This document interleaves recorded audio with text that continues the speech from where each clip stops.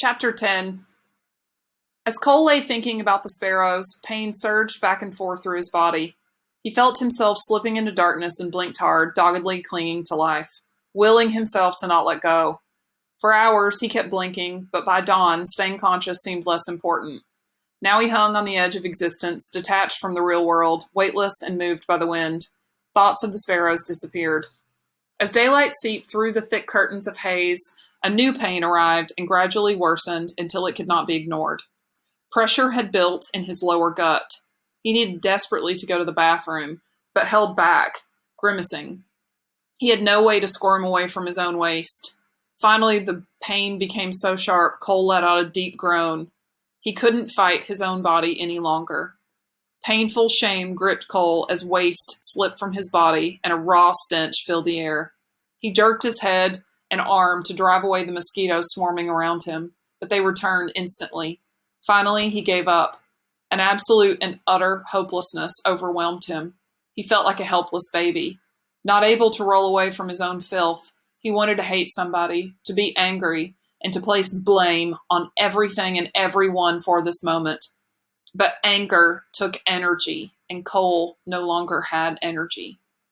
As the sun climbed over the trees, black horseflies started attacking. Unable to drive them away, Cole felt the huge insects bite him. He gazed desperately, away at the fallen tree beside him. A 10-foot trunk remained upright, and its ragged top charred where lightning had struck. Whiffs of smoke still curled upward. Beside the trunk lay a tangle of broken timber. Cole watched the birds flitting among the downed branches, feeding on bugs and worms. For them, the storm was over and life continued. The falling of the tree was simply a natural reality, like the passing of another day. Cole eyed the birds as he struggled to concentrate. Something in those branches had been important. His gaze wandered to the ripped-up grass under the splintered branches and crushed boughs. What had been so important in that maze of destruction? He spotted a small brown fist-sized clump of twigs not 10 feet away. The nest. That was it! That was what he'd been searching for. Something about that nest was important, but what? And then he found them. First one, then two, then a third, and a fourth. 4 lifeless baby sparrows scattered in the short grass where they had been thrown from their nest. Matted fuzz covered the twisted little bodies. 2 had died with their big yellow beaks open as if searching for food. The other 2 lay facing the nest, their necks reaching out. Even in death, the sparrows had strained toward their nest. They had tried to make it back to the safety of their home. Cole envied the dead sparrows. He had never really known any home. It sure wasn't the big brick building that his parents landscaped and fixed up to impress the neighbors, nor was it the empty space he returned to most days after school. Even before his parents' divorce, Cole had always wanted to run away from that place. As Cole stared at the tiny bodies, sadness flooded through him. The sparrows were so frail, helpless, and innocent. They hadn't deserved to die. Then again, what right did they have to live? This haunted Cole. Did the birds' insignificant little existences have any meaning at all? Or did his? He watched one solitary gray sparrow hopping among the broken branches near the nest. Was that the mother? Was she looking for her young? Cole licked his cracked and dried lips. At least the babies had a mother to search for them. Nobody, not even a scrawny gray bird, was looking for him. Cole's eyes grew moist. He couldn't stop thinking about the tiny birds strewn in the grass. Had they suffered before they died? Or did their fragile existence just suddenly stop? And what had happened to their energy when their hearts quit beating? It didn't seem right that now maggots would eat the bodies. Or maybe they would just rot in the ground to help the grass grow. Maybe that was the circle Edwin had spoken of. You live, die, and rot. Then something else lives, dies, and rots. Cole understood this cycle. Beside him, a tree had died. Already ants and bugs crawled among the cracked bark and splintered wood. For them, life went on. In a few weeks, they would make new homes from the wood. With time, the tree would rot and become dirt. Then, a new seed would fall and grow, and another tree would push upward. Years later, that tree would fall back to earth and begin the cycle all over again. Yes, death was part of living. Cole knew his own body would eventually die and decay and be reduced to dirt. That was okay. That was how the world worked. But how had the world benefited from his living? Was he no better than a tree or some weed? Was his life just fertilizer for the soil? Cole grunted angrily. He didn't want to die yet. Yes, someday that would be part of his circle. Someday he would lie in his own waste and be eaten by maggots. But not now. Suddenly, in that moment, Cole made a simple decision. He wanted to live. In death, there was no control, no anger, no one to blame, no choices, no nothing. To be alive was to have choice. The power to choose was real power, not the fake power of making others afraid. Cole knew he had used that fake power many times. All of his life, he had squandered his choices, wallowing in revenge and self-pity, keeping himself down.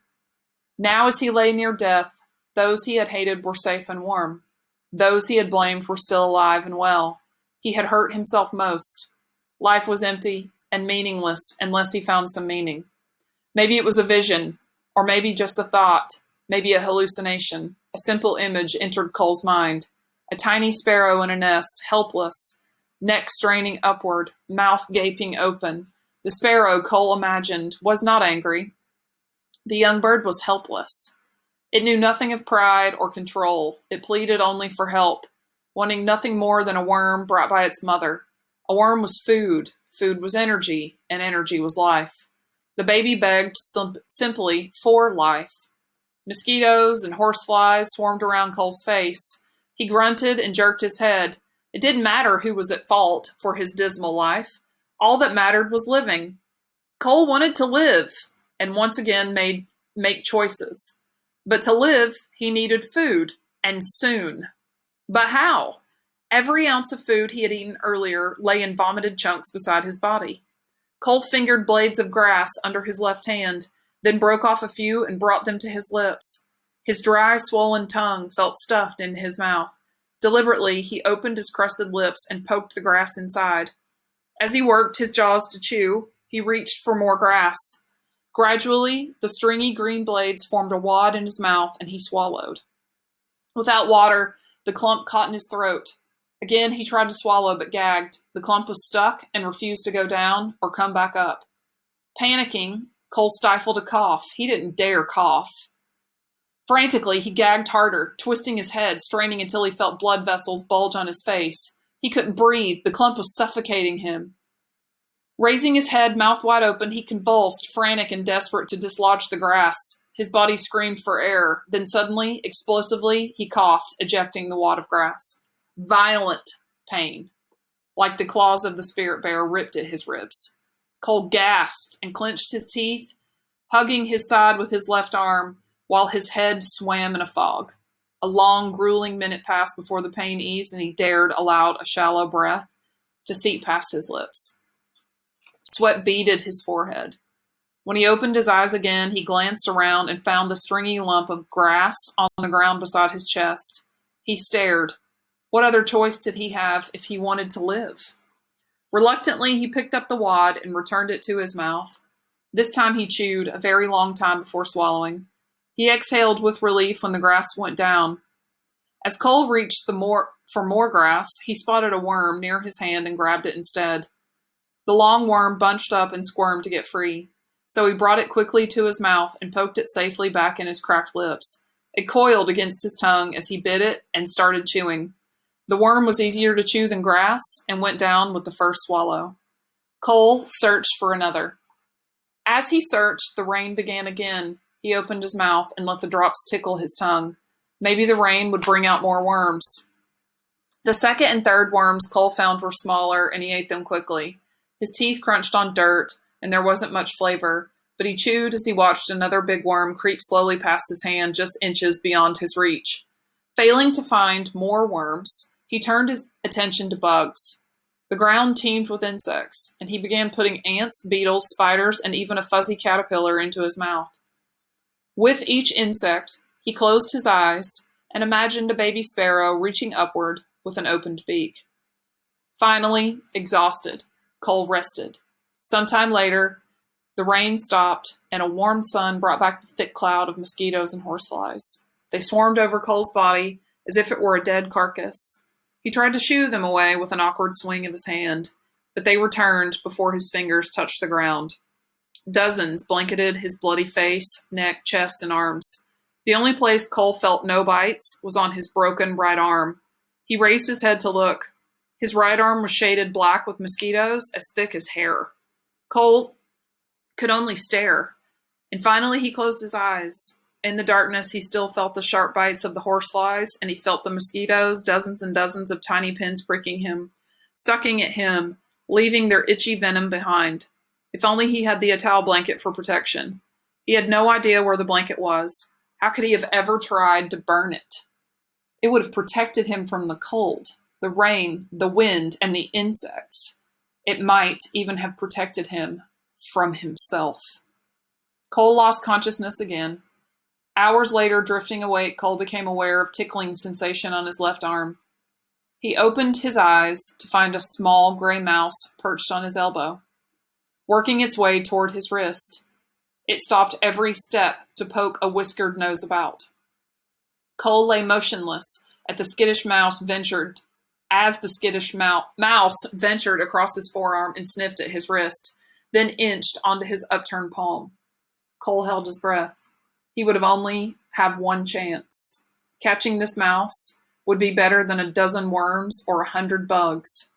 The mosquitoes had not slowed their feasting. Hundreds covered Cole's exposed skin, their tiny torsos swollen with blood. Several landed on his eyelids, and Cole blinked to drive them away. He dared not move his hand to swat at them.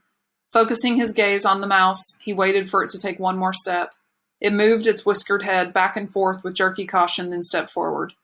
Cole clamped his hand closed.